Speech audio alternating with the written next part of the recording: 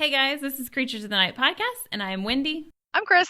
So, Chris, randomly, because that's how my brain always works, I did a Google search the other day for what is a ghost? I guess I was curious what the formal definition was, like per Webster or something like that. But what really caught my eye is I saw this History Channel article about the history of ghosts and ghost stories. It said that the concept of ghost is based on an ancient idea that a person, spirit, exists separately from his or her body and may continue to exist after that person dies. Okay, I expected a definition like that. Okay. Because of this, though, it goes on to say that many societies began to use funeral rituals as a way of ensuring that the dead person's spirit would not return to haunt the living. Oh, really? That's interesting. Yeah, but like in my mind, I'm like, if it's my loved one, I most definitely want them to come back and haunt me. Yeah, I'm totally the opposite. No, come back and stay. Let's chat. So I wondered if there were other nut jobs like myself back in the day that would like purposely mess up the funeral rituals, like say the wrong incantation or replace the holy water with tap water or something. Just to make sure. Yeah, well, just so that they could see their family member or friend like one last time in hopes of that at least. I guess the downside to that is that you are kind of making that eternal decision for that person that maybe they were actually really looking forward to a peaceful afterlife. Sure. I mean, yes. I'm sure that's a lot of people's goals. I mean, there are not many weirdos out there like us that are just like, no, I want to come back and haunt your ass. Oh, yeah. So, yeah, and since they say that most places that are haunted are usually associated with some kind of occurrence in that person's life or like an emotion from that ghost's past, some say that these places could be their home or former home or the place where they died.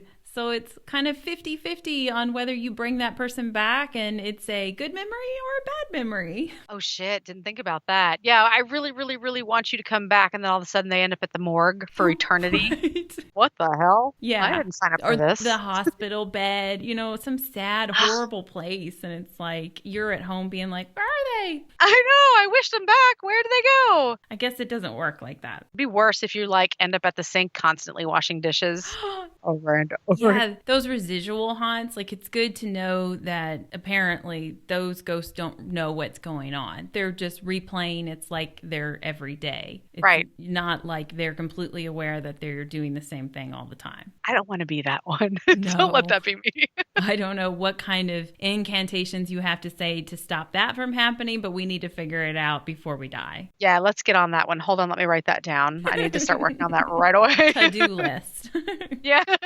So the article goes on to say that common ghostly activity is apparitions, strange noises, lights, odors, unexplained breezes, objects moving, bells that ring spontaneously, or musical instruments that seem to play on their own. Every time a bell rings, an angel flips their wings, right? Or it's a ghost bumping into your tree. I don't know. Yes, and that would be me, the clumsy ghost. You're trying to sneak up on them. It's like you just can't help but make noise. Clearly me, yeah. So the earliest ghost sighting was recorded in the 1st century by a Roman author named Pliny the Younger. I might be saying that wrong. But cute. I like Pliny, or whatever his name is, reported that a spectral of an old man with a long beard and rattling chains haunted his house in Athens. Yes, I love him. This is fun. And in Athens, like Georgia? No, he's a Roman. So right. Like gotcha. the legit. Yeah. Legit. Okay. Then Pliny's friend, Lucius, a Greek writer, started writing ghost stories too. I'm not really certain if his ghost stories were about his own personal experiences or if he was just trying to cash in on his friend's ghostly house. The article didn't say any more about that. Yeah, but it sounds like he was like, oh, yeah, that's a good story. Tell me more. He's How do you like spell that? copying the same things. Like he thinks he's just selling it in a different town that nobody will know. Nobody will know. But centuries later, in 856 AD, the first poltergeist was reported at a farmhouse in Germany. Yes, I believe that. Right? Of course. Yes. So wow. This poltergeist tormented the family living there by throwing stones and starting fires among other things. Oh, it was cold. Oh, I was kind of thinking those German ghosts are a lot more aggressive for attention than the Roman ones. Well, yeah. They really have to get their point across. They're passionate. Very passionate. Or maybe some locations just simply seem to lend themselves to dramatic hauntings, perhaps due to grisly events that occurred there in the past. Yes, grisly. Such as what is, per this History Channel article, one of the most frequently reported ghost sightings in all of England, which dates back to the 16th century and stems from a very tragic event. This is the ghost of Anne Boleyn, the second wife of King Henry VIII and mother of Queen Elizabeth I, who was executed at the Tower of London in May 1536 after being accused of witchcraft, treason, incest, and adultery. Oh, boy. That's a long list. Okay, so I was like, as soon as you said witchcraft, I was like, bitch. And then you're like, and this and that. And I'm like, oh. They slapped her with everything to make sure they could get rid of her quick. They didn't, and she didn't do the dishes either. Get her out of here. Wow. Sightings of Boleyn's ghost have been reported at the Tower, as well as various other locations, including her childhood home, Hever Castle in Kent. Ooh. And since Anne's spirit is said to most often be seen around the Christmas holiday, I thought this would be a fitting story for this week. When she appears at her childhood home, is she in adult form or as a child? Adult, yeah. They don't talk about her showing up as a child. However, apparently she's not the only person haunting Hever Castle. So if they see any children, I guess it could be her in different forms. But the one most often reported is the one that people recognize her by, which is adult. Well, see, and that's what I'm talking about right there. These other people, they just love that castle so much, they just come back and they're like, this is home forever. Well, Hever Castle is a relatively small castle compared to others out there. But yes, it's still very, for us, we'd be like, yeah, I'll take it. It works. It's still a castle. It's still a castle. Got a moat around it and everything. Wow, it does? It does. Yeah, call it home. So Hever Castle is in the rural landscape of the Kent countryside. Despite its modest architecture, it played an important role in the history of England. Hever Castle was built in 1270 and consisted of a gatehouse and a walled valley surrounded by a moat. Lovely. Do they have alligators too in their moat? They should put some in there, but I don't think so. No. Okay. Making plans for my future home. So in 1460, Henry Boleyn, a wealthy London merchant, came to possess Hever Castle, and he put a Tudor dwelling on the property behind the protective walls. Okay. Henry Boleyn's son, Thomas, changed his surname to Boleyn and married Elizabeth Howard, daughter of the Duke of Norfolk. Thomas and Elizabeth had several children, one of which was Anne Boleyn. And in 1525, King Henry VIII began an affair with Anne's sister, Mary. When Mary and her husband, William Carey, had a son the following year, whom they named Henry, court gossip questioned the boy's paternity. Yeah. But Henry VIII never claimed the boy to be his, nor did Mary push him to do so. Okay. So he was free to lust after her sister, Anne. But Anne didn't want to be used and cast aside like her sister and so many others before her. So she made it clear from the beginning that if he wanted her, he was going to have to marry her. Better put a ring on it. Thus began a game of chase in which the king, for once, was forced to fight for his prey. Henry wrote 17 letters to Anne, pledging himself in heart and body her loyal and most insured servant. Consumed with passion, or some could say obsession, Henry began his attempts to divorce his wife, Catherine of Aragon, so he could be free to marry Anne. But the Catholic Church was not having it. Yeah. However, that didn't stop Henry from having Anne travel with him and keep apartments in his castle, the same castle his wife lives in. This is weird. He just continued a relationship with her, and then on the side was fighting the church. And when he felt like he had gotten his divorce, per him, he went ahead and in January of 1533 secretly married Anne. Oh, boy. Okay. He felt like I told my wife to leave and stuff, and I told her it was over, right? Done deal. So, I'm done with this, so it must be a done deal. So in June of that year, the same year, 1533, Anne was crowned and declared Henry's new queen. Wow. Where's wifey during all of this? I'm sure she's like, holy shit. Oh, she was pissed. Yeah.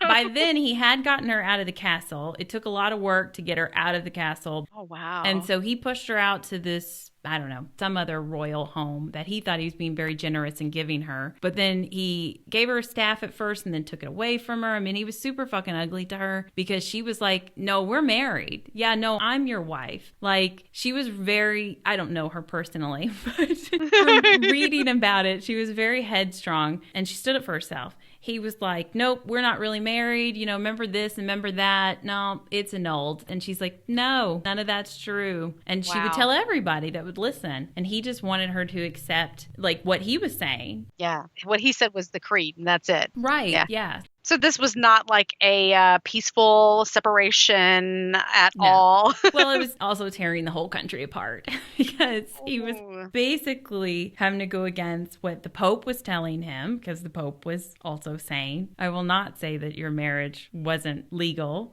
Or they kept putting him off, actually. They were definitely not really on his side, but they kept saying, like, we'll talk about that next summer. You know, we're on a break right now. Can you imagine if Cops was around back then to film this dispute? I mean, because you see this sort of thing, like, on TV, and maybe it's not Cops. You know, there are other cop TV shows, but it's always, you know, an unpeaceful sort of separation. Someone's getting crazy because her shit's out in the street, and it's not supposed to be out in the street. But that's what it sounds like is going on here. But it was just in like the 1500s. And we're talking royalty too. Yeah. And most of the country loved Catherine of Aragon. She was a devout Catholic. She was very giving to the needy. I mean, they dug her. So they're like, what the fuck is happening here? They did not like Anne. And this coronation did not go well. Like, Henry wanted it to be grand and everything so that people would accept her. But they were like, boo. She's not my queen. As far as they were concerned, Anne was a witch who seduced the king and whose unforgivable actions resulted in the dreadful rift between church and state. I see. For those who don't know, Henry had to basically create the Church of England or become head of it. I'm a little confused on that. I know he became the head. I just don't know if it existed before this whole thing. Okay. But like I said, he also had to go against the Pope. Wow. Many think Henry rushed to marry Anne instead of continuing to fight with the church because Anne was pregnant. And if it were to be a boy, he needed that child to be married under wedlock. Yep. In September, Anne gave birth to a daughter, Elizabeth I. Not a Jon Snow. Nope. Okay. Henry had long hoped for a son to be his heir, so he was disappointed. Oh. When Anne's next pregnancies ended in miscarriage, the king began to find solace in the arms and bed of one of her maids of honor, Jane Seymour. Henry felt like he had sacrificed everything for Anne and that he was not getting what he wanted from her. So, in the end, Henry chose to get rid of her and move on to a new wife. How weird, since she was all like, you know, witchcrafty and shit, that she couldn't just produce a boy at will. What? Right. Well, they also say that this is the reason that he started sleeping around on Catherine of Aragon is because she wasn't giving him a boy either. He's just like, somebody's going to be able to produce me a boy. Yeah, that's why I don't think that that child that Anne's sister had is Henry's, because he already had like an illegitimate son that he did declare. Oh, wow. And he named it as his heir over his daughter, Mary, who was already born and older. But then that child died. Oh. So Henry began paying attention to the gossip spread by Anne's critics. And on May 2nd, 1536, she was arrested and charged with treasonous adultery and incest with her own brother. Anne was sent to the Tower of London, declared guilty, and sentenced to death.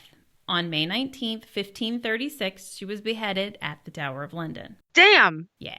I mean, but who was doing all this, like, declaring? Was that of his decree again? Like, was he just like, yep, guilty, done, done, done? Yes and no. So it's not like he was the judge necessarily, but everybody that was on that court, whatever, you know, they answered to him.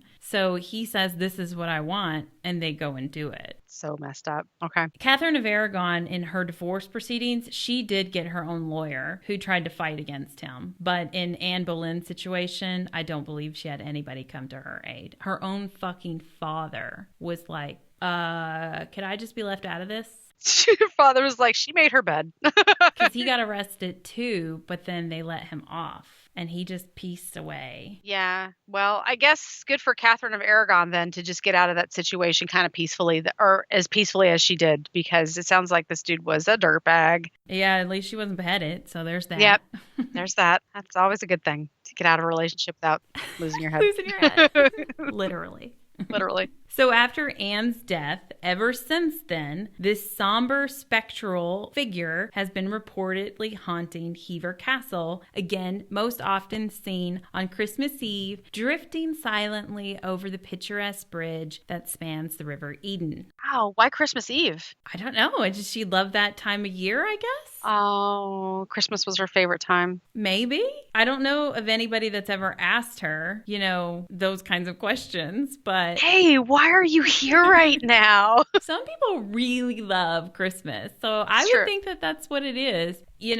She had a rough life. I don't know enough to tell you the whole story, but the only reason that she really had a relationship with Henry, it seems like to me, is that her dad pushed for it. He wanted to be in power, so getting his daughter, in bed with the king, that would help him. So he pushed his first daughter to do it. And then when that didn't work out, he pushed Anne to do it. Wow. So I think she was doing a lot of this just because her family kind of made her do it. Oh. So I imagine holidays like Christmas were a good time for her because it's like the time that, everybody relaxes and they're all celebrating and stuff. Yeah. Pressure's off a little bit, Sure. Yeah. I don't know. That's just a guess. So in other times of the year, a ghost-like figure is also seen in white. It's most often in the gardens and under this big oak tree where Anne and Henry courted. So they think this is Anne also. However, Hever Castle has been on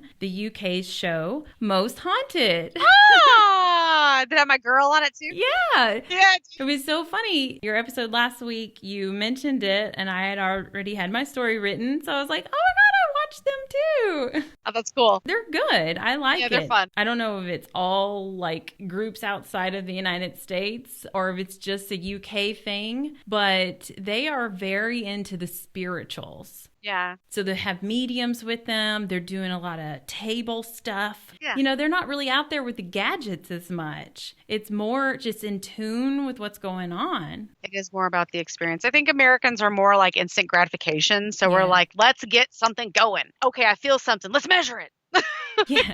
I think there has to be some level of proof for an American to believe you. I don't know. They're not trustworthy. Yes. I mean, go to the BBC shows, the Most Haunted, and they'll let you know that Americans are assholes. So that's why. Well, we already know that.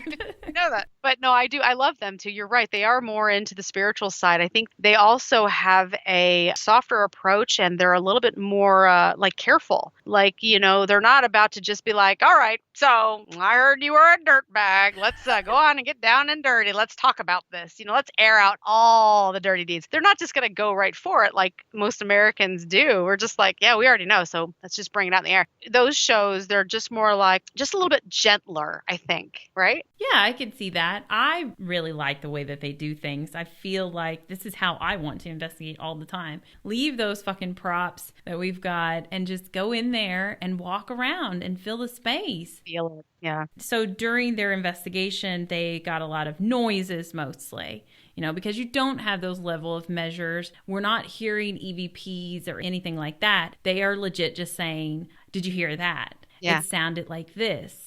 So a lot of it was a lot of knocking. One guy felt like something touched his leg. A couple of times people thought that they saw somebody out of the corner of their eyes. They had 2 mediums go through with them at different times. And so they were telling them what they sensed and it matched with the activity that's been reported there. Yeah, that's good. No, I like that. And you need that because you need to get away from like the spirit boxes that just introduce that extra element that it kind of takes away from hearing the noises that just happen in those environments. Yeah. I don't know if you want to call it lazy ghost hunting or not, but I like the idea of just being in a space and just waiting for it to naturally come. It's just hard to put that into a video that people will be interested in because everybody will be like, well, I can't hear it completely, or it was just a knock. It was just a knock that wasn't supposed to be there, though, guys. Yeah. That's kind of a big deal. The comment on YouTube will be like, nothing's happening. Yeah. Okay. But I definitely recommend watching these guys. I just guess you look up Most Haunted. I thought I figured out what channel it came on, but it wouldn't be a channel that we could get here. It wasn't the BBC, was it? I thought it was on the BBC. The couple of ones that I've seen were on BBC. Well, it's really simple. If you just type in Hever Castle in YouTube, they're going to be the first people to come up because I guess it was the most popular one. So I recommend watching the episode. It was pretty good. You saw it on YouTube? I did watch it on YouTube, yeah. Okay. I don't think I was seeing them on YouTube, but that's awesome if you found it on YouTube. Maybe not all of them are on there is all. You know, like sometimes you can find Ghost Adventures episodes on there, but they're not supposed to be there, so. Yeah, and sometimes, you know, it's got him in like a helium voice instead of... Well, if these people's voices were altered, I wouldn't know because I don't know them like that. That's true, yeah. When you hear them on real TV, you're like, what's wrong with their voices? What if it was like dubbed and none of them had their British accents? That'd be hilarious. I just didn't even notice it. Anyways, Anne doesn't only just haunt Hever Castle. She also has been spotted multiple other places, such as Blinkling Hall in Norfolk, which oddly is thought to be the place most likely where Anne was born. But her ghost is seen there on the anniversary of her death, which is kind of wild because, you know, like some people say, or they like to think that when you die, that your whole life flashes before you. Yes. And here at Blinkley Hall, they said that it's right at midnight that she's seen making a very dramatic entrance. Nice. She's dressed in white and being pulled in a carriage with headless horses. Yes. Meanwhile, she is also holding her own head in her lap. That's weird, but okay. I'd still show up to see this. This happens at midnight every anniversary of her death. So I'm wondering if this is like a memory of her pissed off spirit moments after her death, like starting that run through of her whole life, but coming in like in the most epic way ever. But who beheaded all those horses? And maybe she envisions the horses to be beheaded because she's beheaded. It makes her feel better if nobody has their head. I don't know. Okay. Wow. That's really, really interesting. Has anybody ever gotten a picture of this? No. I guess it's so traumatic. You're just frozen. That's what I'm going to assume. That would be me. I know. That's one of those moments, like, you know, when I'm with my husband and we come across something that's beautiful, he's like, how come you're not taking a picture? And I'm like, because I just want to see it with my eyeballs, for one. You're kind of just like watching the whole thing, and it takes you a minute to be like, oh my God, I could get my phone. I know. So also at Blinkley Hall, light footsteps approaching bedrooms can be heard in the house. But that could be anybody. It is a very old house. Oh. Plus, Anne's brother, George, who was executed a few days before Anne, is also seen returning to the house carrying his head in his arms. And he's being drugged by horses that do have their heads. That sucks. Yeah, that's really, like, not cool. I don't want to be there for that one. I mean, I lied. I do. I want to see that too. Yeah, I mean, like, it's a pretty wild claim. You want to, like, at least make sure that it's legit. But it's like, wow, that really sucks for him. That does suck. Mm-hmm. But anyways, I got my picture. So, like, all these ghost horses, this is a wild thing. Oh, that was at Hever Castle, too. They said that they have seen a spirit of a man riding his horse, but on the second floor of the castle. Yes. Love that dude. Yeah. He's got Motsy.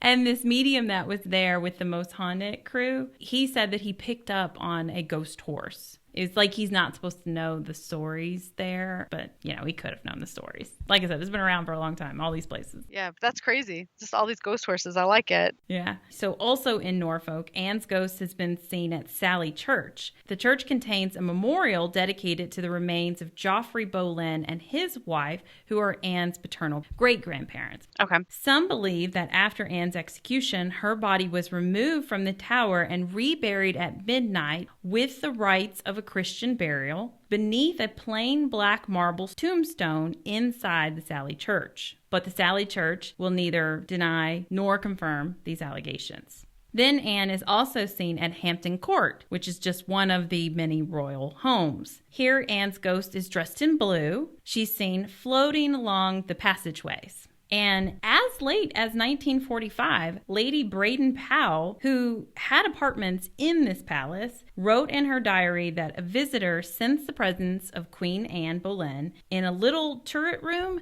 that Anne was known for using for prayer. In a turret room? Yeah, she wrote in her diary, not me. I don't know. Seems like a weird place. She was a Protestant, and, not everybody was a fan of that religion coming up. So maybe that's why she's hiding to pray. I don't know. Oh. But most of the sightings of Anne Boleyn's ghosts occur at the Tower of London, where Anne stayed twice, actually. The first time was the night before her coronation, as is tradition, or was tradition. And I imagine in this moment, she was very overjoyed to be experiencing such an honor. But the last time she stayed there, we all know how that went down. It was under circumstances that she was on trial, and she lost her life in the end. That sucks. Yeah. So she's seen here at this location. Is it like the happy side or is it the not so happy side? I'd say not so happy, but I don't know. So there's this one story here. After she was beheaded, she was buried in an old arrow chest beneath an altar in the chapel of St. Peter ad Vincula without any service or ceremony. That's really fucked up. Yeah, they did that with a lot of prisoners, though. But in 1876, Queen Victoria ordered that the bodies in the chapel should be exhumed and buried more appropriately. Okay. So she's trying to do the right thing, put them at peace. Yep. And then after that happened, one of the captains of guard was patrolling the tower at night and saw a strange flickering light from inside the chapel. He climbed to one of the windows and pressed his face against the glass, and he was amazed at what he saw. Inside the chapel, he saw a procession of lords, ladies, and knights in armor. At the center of the festivities was a small, delicately dressed woman. Later, he identified her as Anne Boleyn from one of her photos. He remained at the window, transfixed by the strange and otherworldly scene. After a few minutes, though, the lights in the chapel faded and the procession of ghosts disappeared into thin air. The captain of the guard was left gazing through the window of a dark, old, empty church. So, I mean, I would imagine that was maybe a good moment for her. But other than that, I don't think they're good moments. So that's an incredible residual moment. That's a lot of spirits all at one time just showing up for this rewind. Yeah, this is the kind of scene that I would like to witness, not so much, what happens to George. But this seems like a nice, cool moment. Plus, there's a door between you, so you're safe. You're just kind of watching from the window. Yeah. What would be creepy is somebody came up and tapped on your shoulder. While you're hanging on, pressed up against that window. You would fucking fall out, I bet. Oh, I would. And then it's just your buddy. What the hell are you doing? But witnessing that had to have been a really amazing moment. Yeah, that would be really cool. So a few years before that, in 1864, a sentry guardsman saw a figure floating out of a doorway towards him. It was wearing a bonnet, but it had no head inside of it. Ooh! He actually challenged the apparition with his bayonet and stabbed at it, but it went right through it. The man fainted on the spot and was almost court-martialed when he was found because they thought he fell asleep on the job. Yeah. Or they were like, this drunk idiot, get him out of here. However, a lot of other guards came forward and claimed they had seen that ghost too, or the ghost of Anne Boleyn. They assume it's her because she doesn't have her head, but he got off from that charge and kept his job. Poor guy. No, I swear, I wasn't sleeping.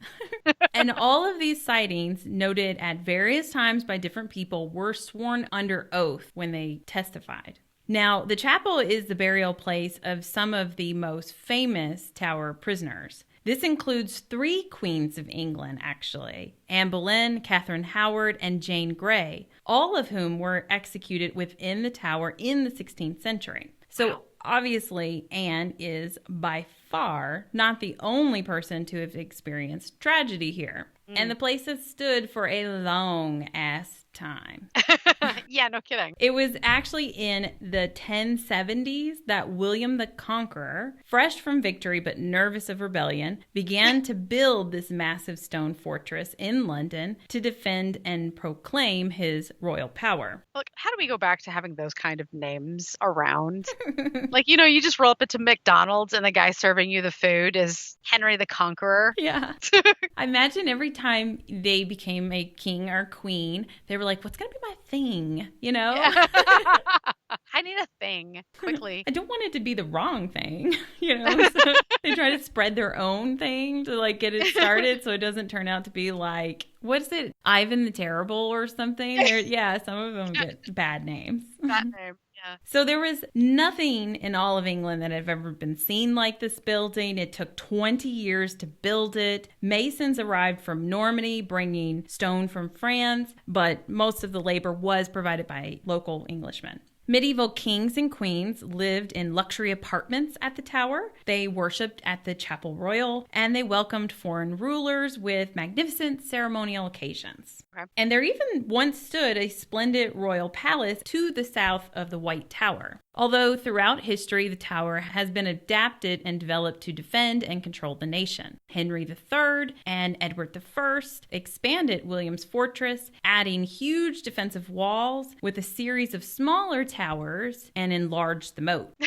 Gotta have that moat. Probably put alligators in it too. That's it. So they made it deeper, added the alligators. Yeah. Kings and queens used towers in times of trouble to protect themselves, and arms and armory were made, tested, and stored there until the 1800s. The tower also controlled the supply of the nation's money. All coins of the realm were made at the tower's mint from the reign of Edward I until 1810. Oh, shit. Yeah, Edward I was in the 1200s. So that's a long ass time. Kings and queens also locked away their valuables at the tower, and even today, the crown jewels are protected by a garrison of soldiers there. Wow, that's cool. The tower has been a visitor attraction since the 18th century, which has only increased the number of stories of ghosts that haunt the tower. Yeah. And of course, since it was founded in the 1060s, 70s, the tower has seen more than its fair share of ghastly happenings and grisly deaths. This includes well over 100 executions,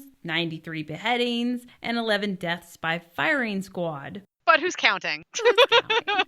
So it comes to no surprise that a multitude of ghosts reportedly haunt the blood-soaked grounds, searching for justice, or maybe they're missing heads. Oh, shit. Here are 8 of the most notorious ghosts of the Tower of London. One we already discussed, which is Anne Boleyn. She is usually seen near the site of her execution and the Green Tower where she was held, which the site of her execution is now the Queen's House. Not the actual Queen's House. It's just what it's called. Oh, okay. So there's no queen living there today. No, that's not where she lives. All right.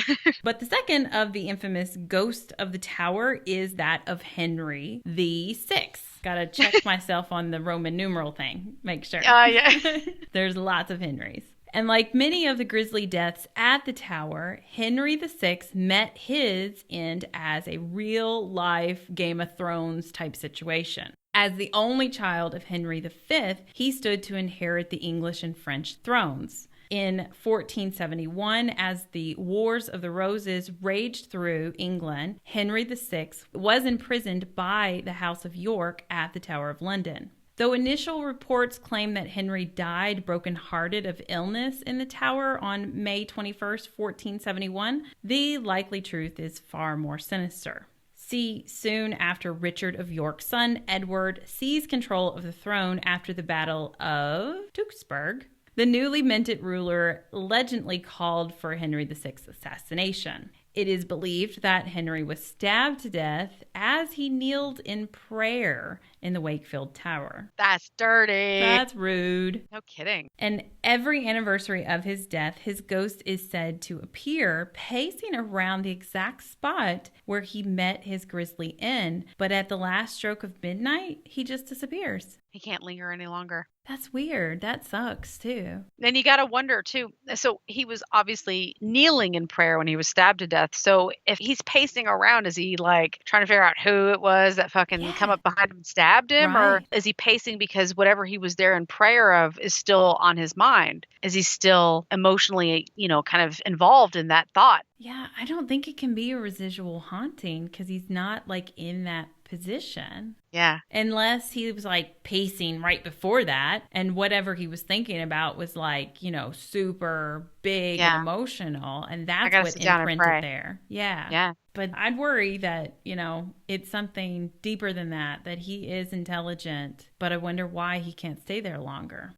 So the next one comes from the time when Richard III seized the crown in 1483. His two nephews, Edward V and his brother Richard, the Duke of York, were imprisoned at the Tower. By the end of that year, they had completely disappeared from public view. While their exact fate is unknown, it is widely believed that the two young boys were murdered so as to extinguish any hope of either royal laying claim to the throne. In 1674, the skeletons of two children were discovered buried in the tower's stairs. Oh, man. And King Charles II ordered a royal burial for these bones. Okay. And for their remains to be put at Westminster Abbey. Oh, no shit. Really? Yeah. That's a cool place. Yeah. From what I understand is they refuse to test the bones because they don't want to admit, he killed his nephews. But they're like, to be on the safe side, though, we're going to give them a proper burial. Okay. All right. I guess. But I just don't understand. Why wouldn't they want to know for sure? They just want to bury that. Yeah, they want to bury that all happened. You would think, as much as I love this shit, that I know the whole fucking flow chart of who belongs to who. But I don't know if the current Queen of England is somehow distantly related to these people and, doesn't want to admit. So maybe, I think they just don't want the ugly truth out. Yeah, that's what it sounds like. Yeah, because it was a fucked up situation. Their dad had died and, Edward V was supposed to be king. But for some selfish reason, his uncle was like, no, I don't want him to be king. So he petitioned to the courts to make them illegitimate, to say that their dad and their mom, who had been married forever and had a whole bunch of kids, because he ruled for a decent amount of time, to say, oh, no, they were never really married. That was a fake wedding that they had. And all these kids were just brats. Or what is it? Well, I mean, they probably are anyways. He just doesn't want to admit to it. That's fine. So once they were declared illegitimate and he got to be king, he just offed them. So nobody else would fight that anymore. That's what they say. Right. Today, the spectrals of two little princes have been seen in what is known as the Bloody Tower, dressed in their white nightshirts. They have also been spotted playing on the battlements, and more modern visitors to the tower report hearing the laughter of children throughout the halls and on the grounds. So the next ghost is in regards to what must be the most gruesome botched execution in recorded history. Oh, I do not like those words together. I mean, botched in any sentence to me just sets off alarms right away. Yeah, so this one was not right at all.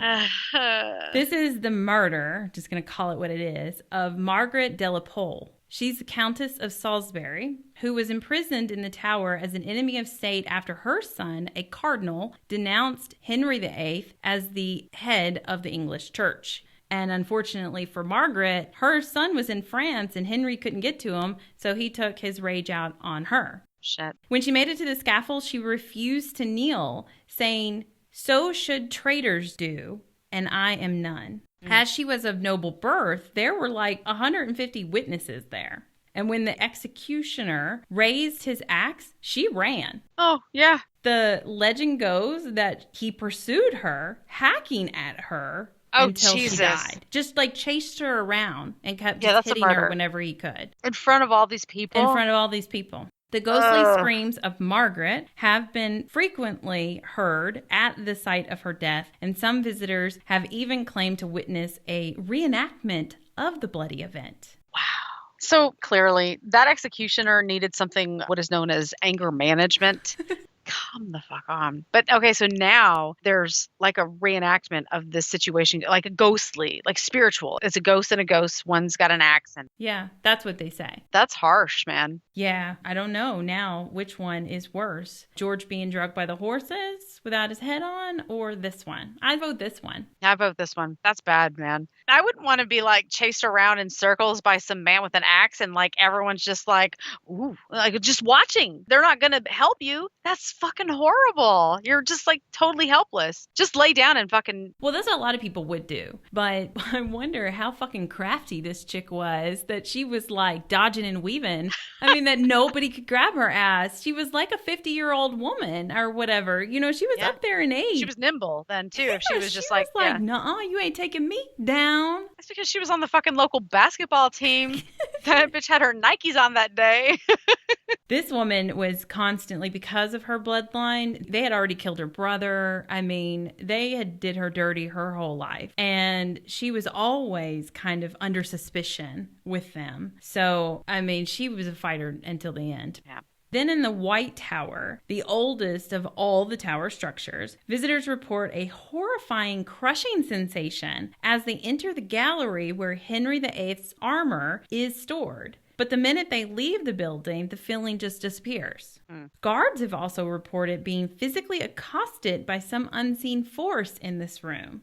One has even said that he was covered up and being strangled by a heavy cloak, only to find that once he freed himself from this cloak, that he was alone in the room. Another stopped to rest his feet and remove his shoes when a voice behind him whispered, "There's only you and me here." Not anymore. Okay. There's only you now. Whether the spirit of the White Tower is Henry VIII himself or some other malevolent spirit, it's unknown though. Wow. It's a dude's voice that whispers that to you? Yeah, so I guess he's probably said it deeper than I should have done that. Next, there's Lady Jane Grey, whose relatives convinced her that she was the rightful heir to the throne of England, and in that basically signed her fucking death warrant. As the great-granddaughter of Henry VII, a group of men tried to put Jane forward as the rightful queen. But Henry VIII's daughter, Mary I, had other ideas. So after she married Philip of Spain and was crowned queen, she sentenced Lady Jane and her husband, Guilford Dudley, to death. Shit. At the Beauchamp Tower, Dudley's ghost is said to sit weeping into the night. People claim that he is responsible for the word Jane that is edged into the walls and is still visible today. She was only 16 years old, by the way. As for Jane, she was spotted in 1957 as a lonely figure walking amongst the battlements. Just wandering around up there, I guess. Okay. Looking for him or? Looking for, I don't know, bored. It's a nice view. Nice view. There weren't any puzzles downstairs, so she's just... Then there's Lady Arbella Stuart, the second cousin of Queen Elizabeth I, who secretly married William Seymour, the nephew of Lady Jane Grey. Okay. This made King James I very angry, perceiving a threat to his rule because of their bloodlines. He put both Lady Arbella and William Seymour in the tower. The two attempted to escape, but Arbella's ship was intercepted and she was returned to the tower. Seymour, however, escaped to Flanders, but he would never see his wife again because she, horribly filled with grief, refused to eat and died in the tower in 1615. Ooh, she starved herself to death? Yeah, I mean, I don't even know if James the First, did they say, was gonna necessarily kill her. He just, I don't know, didn't want her to be trying anything. He wanted to keep his eye on her. And she was probably a little pissed her husband wasn't coming back for her or something. Yeah, it sounds like it. Oh, but what's such a long, slow, painful way to die? Yeah, I couldn't do it. I mean... No, I get so mad when I'm hungry. I thought I had plenty of snacks yesterday, and I was, like, hungry by, like,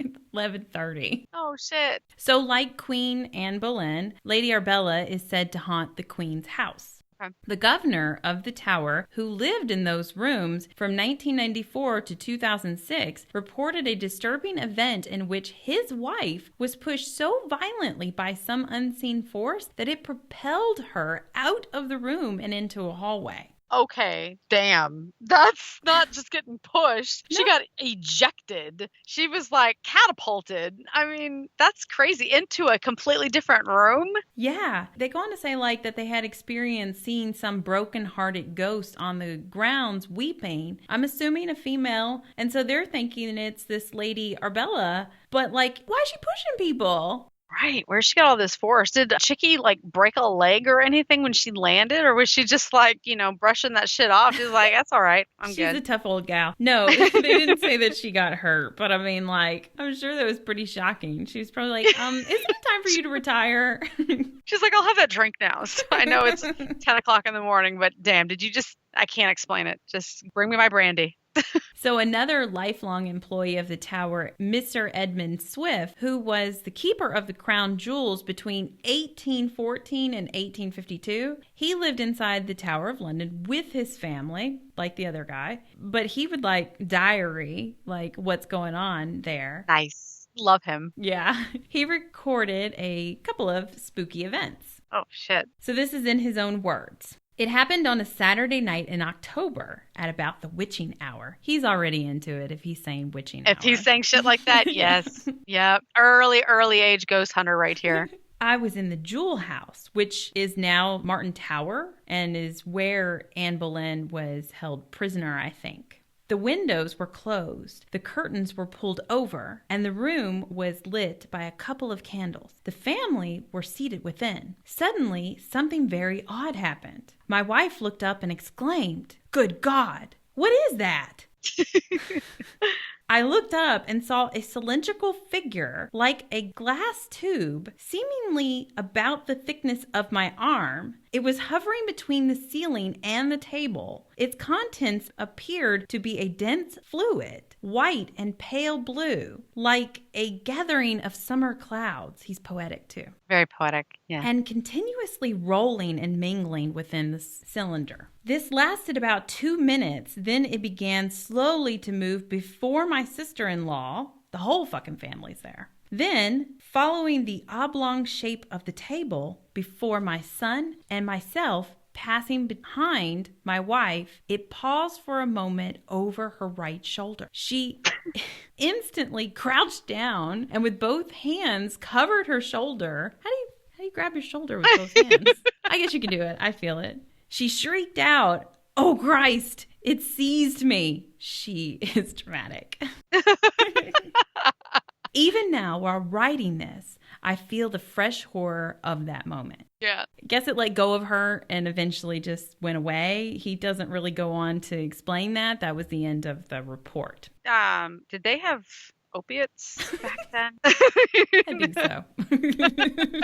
Well, this one's not going to make you feel any different about what he might be on or not. Right. Because just a few days after that, an even stranger event happened, also from Martin Tower. But before that, just to help add a little bit of context to the story, exotic animals were imprisoned in the Tower of London during the Tudor times. In 1210, King John collected and housed animals at the tower that were used in fights for spectators' amusement. This awful practice was incredibly popular with the people, though. But over the years, it did transition to just kind of a zoo where people could come and see strange beasts. Raptors, llamas, like...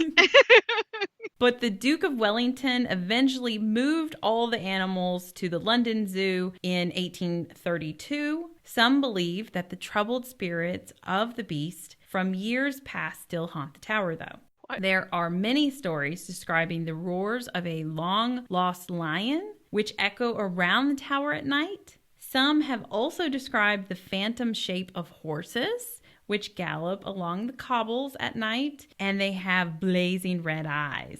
At least they have heads so that they can have their...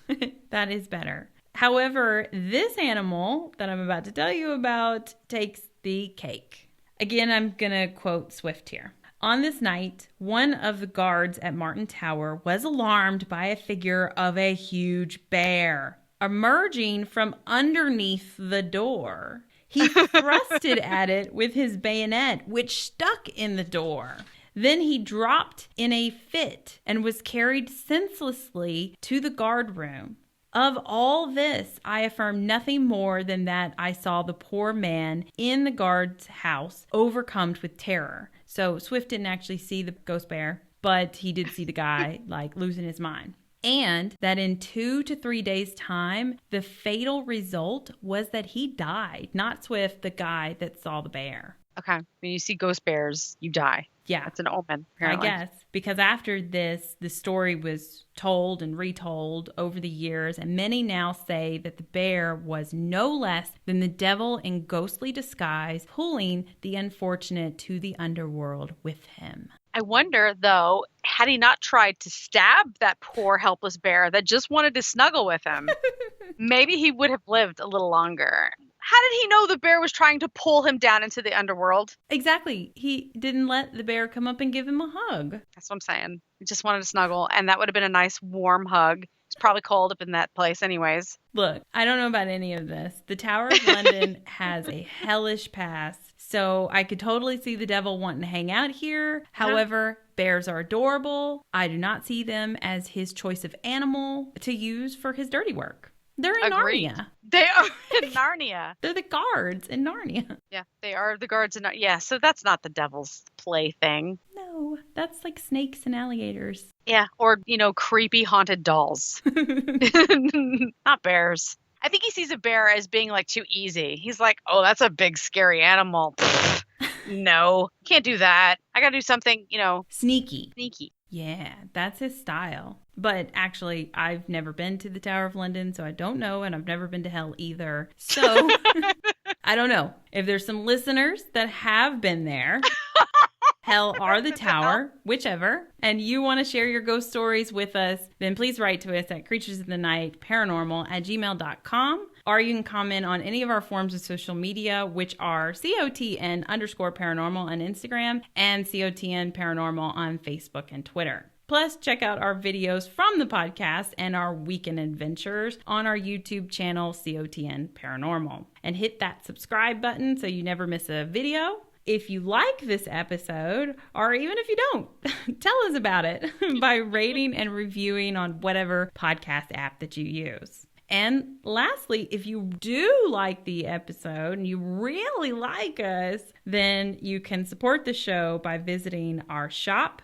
which is the Spirit Emporium, and you can find that on Etsy. Look, we don't do ads because ads are lame. However, it is tough working for free, guys. So help us out if you can. That's all I have for you. That was an amazing Christmas story. Who doesn't love ghosts at Christmas time? And these are beheaded ghosts, so even creepier. I mean, not all of them, but you did throw in some crazy shit like animal ghosts. Yeah, I did not know that about the Tower of London. No. I mean, a horse after horse. And then there's and also, just lions, whatever they kept here. They are residually haunting the place too. And maybe a bear or, a Satan bear. A Satan bear. However you may perceive it, he is here. That's crazy. Yeah. I love the dude who's obviously peeking in the windows and seeing this whole situation happening. I mean, when do you ever see, we go into these places and we're just please let there be one spirit that we can, see one spirit. And this guy's just what the hell's going on in there? Like a football game. And he's it's a whole procession. Yeah, a whole ghost party going on. And he's just peeking from the windows like a kid that's supposed to be in their bed or something. It's nice. I want that. All he needed to do was just reach around to his back pocket and pull out his camera phone. Of course, he probably couldn't because it was the 1800s. Yeah. Get out a sketchbook. I know, start drawing that shit down. No one will ever believe me unless I draw it. No, that's incredible. I did not have any idea that there was that much shit going on here. I've heard of this place before, but this many ghosts. And these are historical ghosts. Yeah, I think that's what's cool too, is that these people are recognizable. You know, Yeah. a lot of people were held prison there that maybe you don't know their names. They were just enemies of the state for whatever reason. But I mean, there's a lot of noble people that were held there too. And most of them were wrongfully put to death just because they were scared of losing their power, you know? Yeah. Some person didn't like this person and they had more power. So they were just like, man, you're gone. So that's pretty crazy shit. Rough life, man. Totally. Yeah. I wouldn't want to be a part of it. I'd be like, I'll be a peasant. That's fine. Yes. How many potatoes do I need to scrub? Just keep filling up the No, bowl. seriously though, that was a really rough life as well. But I couldn't deal with the constant, like somebody watching you, worried about what you're doing. But it does feel like I'm at work. I just know I'm not going to get beheaded. I might lose my job, but I'll get to keep this at least. I guess. But yeah, that's it. Happy holidays to everybody, whatever holiday you celebrate. Agreed. Happy holidays. All right, let's get out of here because this Christmas sweater is fucking hot. Well, I'm so nice and toasty because I'm freezing. I am burning up. All right. Well, bye. Bye.